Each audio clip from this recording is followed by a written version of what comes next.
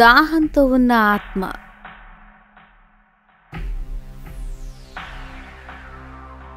బాబుగారు, బాబుగారు, నాకు చాలా దాహం వేస్తుంది, నీళ్ళివ్వరా? రాత్రిపూట నిశ్శబ్దంగా ఉన్న రోడ్డులో తన గ్రామానికి బయలుదేరిన భోలాకి మాటిమాటికి వెనక నుండి ఈ మాటలు వినిపిస్తున్నాయి. దాహంతో నీళ్లు అడుగుతూ ఒక అమ్మాయి తనని వెంబడిస్తూ ఉంది. అయినా కూడా భోలా అలాగే ముందుకు వెళ్తున్నాడు. అతను వెనక్కి తిరిగి చూడలేదు. ఆ అమ్మాయితో మాట్లాడలేదు. బాబుగారు, బాబుగారు, దాహం వేస్తోంది, కొంచెం నీళ్ళివ్వరా? వెళ్తూ వెళ్తూ దారిలో ఆ అమ్మాయి భోలాకి దగ్గరగా వచ్చింది. భోలా భయపడుతున్నాడు. అతనికి బాగా చెమటలు పట్టాయి. చెమట యొక్క ఒక్కొక్క చుక్క నేలపై పడుతూ వస్తుంది. అయినా కూడా ఆగకుండా, అస్సలు వెనక్కి చూడకుండా చీకటిని ఛేదిస్తూ భోలా గ్రామం వైపు నడుస్తున్నాడు. బాబుగారు, నీళ్ళివ్వరా? కొంచెం నీళ్ళివ్వండి బాబుగారు. కాస్త దగ్గరగా వస్తూ ఉందని భోలా గుర్తుపట్టగానే ఆమె శబ్దం మరింత భయంకరంగా మారింది. ఆమె చాలా దగ్గరగా వచ్చేసింది. దాహం వేస్తోంది, నీళ్ళివ్వండి బాబుగారు. దాహం వేస్తోంది బాబుగారు, నీళ్ళివ్వండి బాబు, నీళ్ళివో. భోలా చెమటలతో తడిసి ముద్దగా మారాడు. ఎందుకంటే ఆ అమ్మాయి వెళ్తూ వెళ్తూ భోలా వీపుపై ఎక్కి కూర్చుంది. అయినా కూడా భోలా ఆమెను కిందకి దింపలేదు. ఆమెను ఎక్కించుకుని ముందు చూస్తూ నడుస్తూ ఉన్నాడు. ఆ అమ్మాయి భోలా మెడ నుండి కారుతున్న చెమటని తాగుతూ ఉంది. వెనక ఆనుకుని ఉన్న ఆ అమ్మాయి ముఖం కొద్ది కొద్దిగా భోలా వైపుకు తిప్పగానే భోలా తన 2 కళ్ళు మూసుకున్నాడు. అలాగే ఏమనకుండా నడుస్తూ వెళ్తున్నాడు. వెళ్తూనే ఉన్నాడు. కాసేపట్లో గ్రామం వచ్చింది. తన వీపుపై ఎక్కి కూర్చున్న అమ్మాయి సడన్గా మాయమైంది. భోలా ఒక్కసారిగా ప్రశాంతంగా గాలి పీల్చుకున్నాడు. గ్రామంలోకి పరిగెత్తుకుంటూ వెళ్ళాడు. ఈ కథ మిర్జన్పూర్ది. ఒక హైవేకి ఆనుకుని ఉన్న చిన్న శాంతితో కూడిన గ్రామం. నిజంగా చాలా ప్రశాంతమైన గ్రామం. వార్తాపత్రికలు లేకుండా, గొడవలు లేకుండా, ఎలాంటి ఆపదలు లేకుండా, దొంగతనాలు కూడా లేకుండా ఉంది. కానీ కొన్ని రోజుల నుండి బ్రిసింగ్పురా తరచుగా వార్తల్లో వస్తుంది. ఒక భయంకరమైన విషయంతో వార్తలోకి ఎక్కింది. హైవే నుండి గ్రామానికి వెళ్లే రోడ్డులో చాలా ఎక్కువ మొత్తంలో శవాలు దొరుకుతున్నాయి. అవి అలాంటి శవాలు కాదు. వాళ్ళని ఎంత దారుణంగా నరికారంటే వారిని వారి కుటుంబ సభ్యులు కూడా గుర్తుపట్టలేకపోయారు. మీడియా, పోలీసులను క్వశ్చన్స్ అడిగితే వారు ఒక్కటే చెప్పారు, చూడండి, మేము ఇంకా ఎంక్వైరీ చేస్తున్నాం, త్వరలోనే దొంగల్ని పట్టుకుంటాం, మాకు ఇంకా టైం కావాలి. కానీ ఈ విషయం గురించి గ్రామస్తులు చెప్పిన విషయాలు మాత్రం చాలా భయంకరంగా, నమ్మలేకుండా ఉన్నాయి. పోలీసులు ఆ హంతకుల్ని అస్సలు పట్టుకోలేరు. ఎందుకంటే హంతకుడు మనిషి కాదు, ఒక ఆత్మ, దాహంతో ఉన్న ఆత్మ. అది అక్కడే రోడ్డుపై ఉండి దారిన వెళ్తూ ఉండేవాళ్ళని నీళ్లు అడుగుతుంది. ఎవరైనా దాని వైపు చూస్తే అది క్రూరంగా చంపేసి వాళ్ళ రక్తం తాగుతుంది. దాని వైపు చూడకుండా, వినకుండా ఎవరైతే ఉంటారో వారిని గ్రామం చివరి వరకు తరుముతుంది, ఇక వదిలేస్తుంది. ఈ గ్రామంలో ఏమన్నా దెయ్యం తిరుగుతోందా? లేదు, ఆ గ్రామంకి సంబంధించింది కాదు. కొన్ని రోజుల క్రితం సర్పంచ్ గారికి ఒక అమ్మాయి రోడ్డు మీద కూర్చుని కనిపించింది. ఆమె ఎవరో, ఎక్కడి నుంచి వచ్చిందో ఎవ్వరికీ తెలియదు. అడిగితే హంపి నుండి వచ్చానని చెప్పింది. ఎప్పుడూ రోడ్డు మీదే కూర్చొని ఉండేది. 2 వారాల క్రితమే మాయమైంది. ఆమె మాయమైపోయిన తరువాతే ఆ 4 శవాలు రోడ్డుపై కనిపించాయి. మాయమైపోయి ఉంటే ఆ అమ్మాయి హంతకురాలు ఎలా అవుతుంది? ఆ అమ్మాయి సడన్ గా ఆత్మగా ఎలా మారిపోయింది?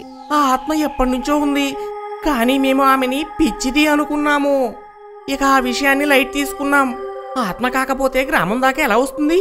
అది ఆత్మనే అనుకుందాం. ఈ మర్డర్స్ అదే చేసిందని మీ దగ్గర ప్రూఫ్ ఏమైనా ఉందా?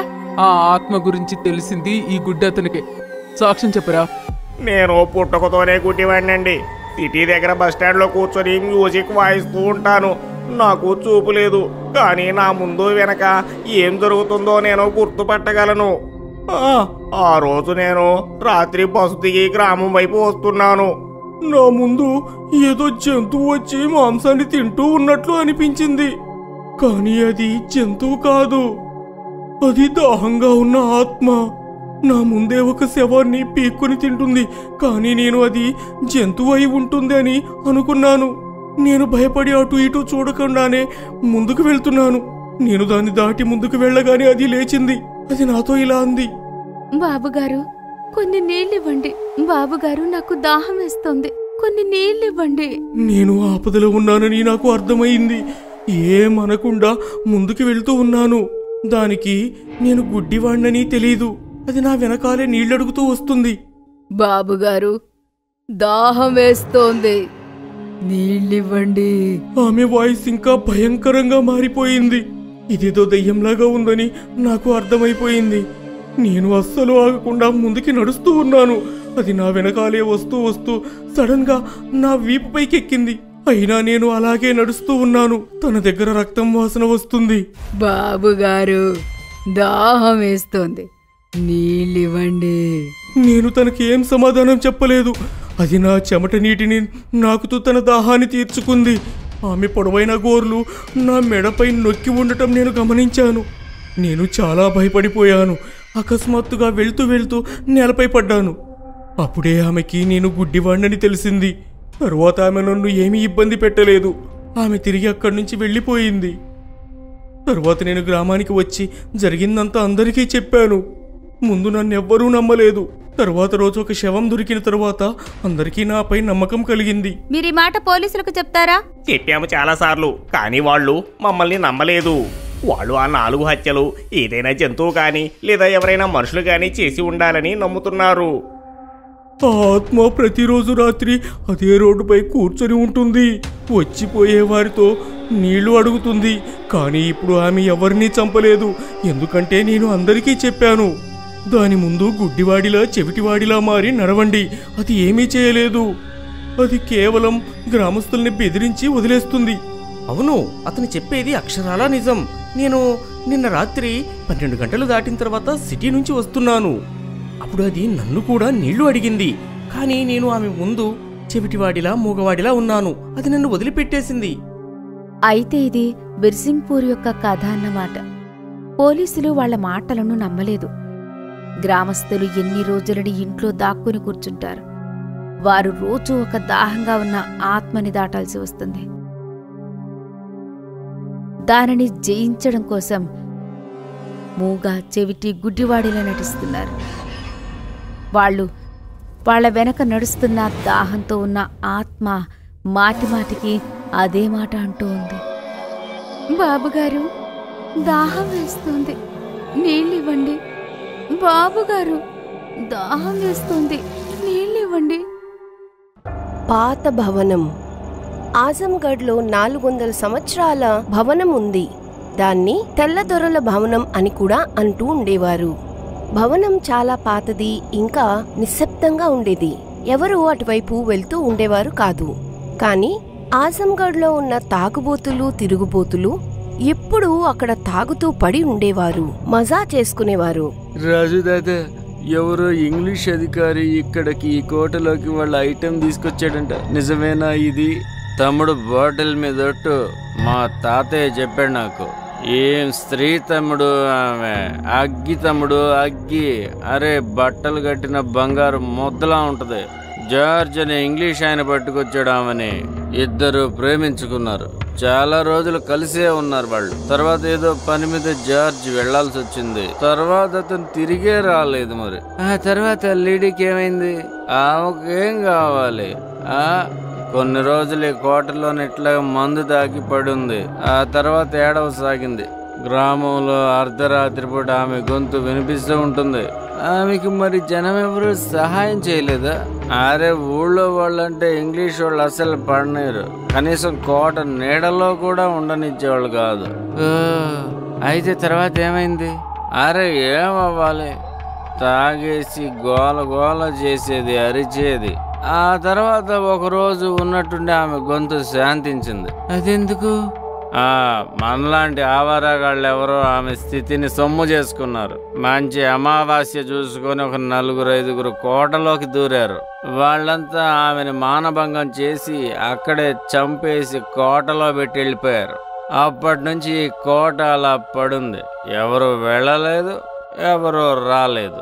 ఈ కథ వల్ల, తాగే మద్యం వల్ల రాజుతో ఉన్న మనుషులు చాలా భయపడిపోయారు. చీకటిగా ఉంది. చోటు అగ్గిపుల్ల వెలిగించాడు. అప్పుడే ఎవరో వెనక నుంచి వచ్చి ఆర్పేసి వెళ్ళిపోయారు. ఇది ఎవరు ఆర్పేశారు? అరే ఎవరు ఊతున్నారా? గాలి వల్ల ఆరిపోయింది. సరేలే, గ్లాస్ సరిగ్గా కనిపించట్లా చీకటిగా. చోటు మళ్ళీ అగ్గిపుల్ల వెలిగించాడు.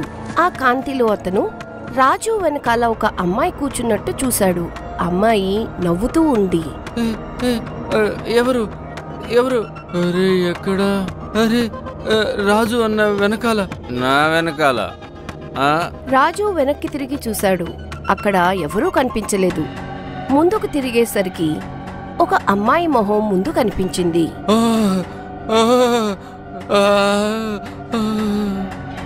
రాజన్న ఏమైంది? రాజు చాలా భయపడ్డాడు. కానీ నవ్వుతూ అన్నాడు, ఏం లేదు, నేను మిమ్మల్ని భయపెడుతున్నాను అంతే. పదండి వెళ్దాం. ఏమైంది రాజు అన్న? మీ ఇద్దరికి ఎక్కేసినట్టుంది. అలా అని బంటి తన బాటిల్ ని కింద చూశాడు. అక్కడ బాటిల్ లేదు. అరే నా బాటిల్ ఎక్కడుంది? అరే మాకేం తెలుసురా, బాటిల్ ఎత్తుక్కోవడం తెలియదు గాని చెప్తాడు నాకు ఎక్కనే లేదని. అప్పుడు బంటి చూస్తాడు, అతని బాటిల్ ఇంకొక రూమ్ లో ఉందని. ఏంట్రా, ఎందుకు నాతో ఆడుతున్నారు? అదిగో చూడు, బాటిల్ ఆ రూమ్ లో ఉంది. సరే పో, వెళ్ళి తీసుకొనిరా. బంటి బాటిల్ తీసుకోవడానికి వెళ్తాడు. బాటిల్ తీసుకుని వెనక్కి తిరుగుతాడో లేదో గట్టిగా అరవడం మొదలెడతాడు. తన వెనకాల ఒక భయంకరమైన దెయ్యం ఉంది. ఆ దెయ్యం ఒక అందమైన అమ్మాయిగా మారి బంటిని కౌగలించుకుంది. బంటికి భయంతో నోట మాట రాలేదు. George, George darling, I love you.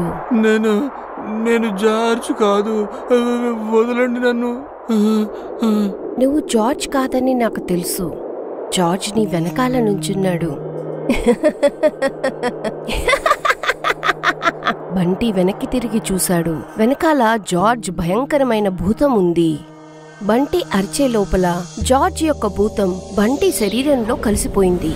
Bunty అమ్మాయిని చూసి నవ్వసాగాడు. అమ్మాయి కూడా ఒక నవ్వు నవ్వి భయంకరమైన భూతం కింద మారి మాయమైపోయింది. ఇక్కడ రాజు ఇంకా చోటు బంటిని పిలుస్తున్నారు. ఏ బంటి రారా, ఏ బంటి బాటిల్ దొరికిందా లేదా? బంటి రా. చూస్తే బంటి బాటిల్ తో పాటు అక్కడే పడిపోయాడేమో. బంటి బాటిల్ తీసుకుని వచ్చాడు. అతని ప్రవర్తన, నడవడిక అంతా కూడా మారిపోయింది. కూర్చో బంటి. బంటి, నువ్వు మమ్మల్ని పిచ్చోళ్ళు అనుకుంటున్నావా?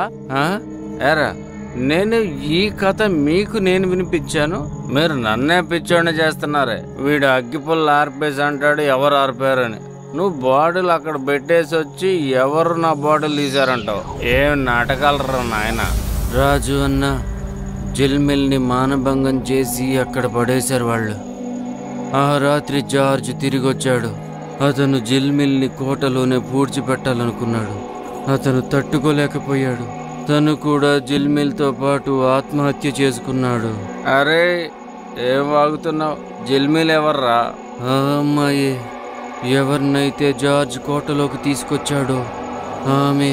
ఇది విని రాజు, చోటు గట్టి గట్టిగా నవ్వడం మొదలెట్టారు. ఏ బంటి, ఏంటి ఏదైనా తినొచ్చావా అక్కడ? సర్లే కాని చెప్పు, ఎవరు చెప్పారు నీకు ఇదంతా? జార్జ్ చెప్పాడు. జార్జ్ ఎక్కడా? నా లోపలున్నాడు.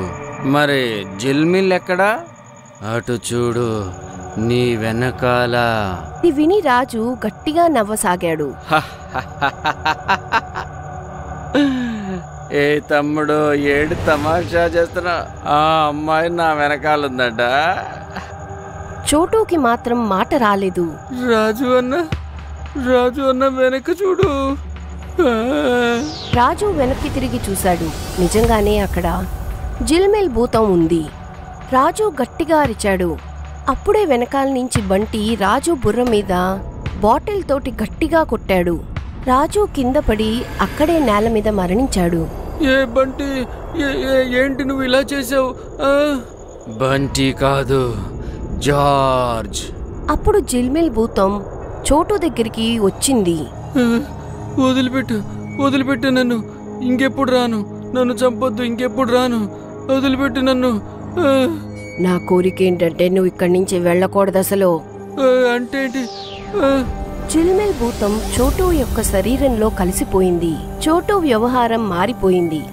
అతను బంటిని చూసి నవ్వసాగాడు. బంటి చోటుని గట్టిగా కౌగలించుకున్నాడు. మనకి మనిషి శరీరం దొరికింది జిల్మిల్. ఎన్నాళ్ళు చూసామో ఒకరికొకరం తాకడానికి. ఈరోజు మనకు బతికున్న శరీరం దొరికింది. ఇక నుంచి మనమిద్దరం ఒకరినొకరు ఎప్పుడు విడిచిపెట్టద్దు. సంవత్సరాల పాటు మనం ఈ కోటలో ఇక్కడే ఉందాము, ఒక్కటిగా ఉందాము. ఇంకా వచ్చుకోవడం నా వల్ల కాదు జార్జ్. పద, నన్ను బెడ్రూమ్లోకి తీసుకుని వెళ్ళు.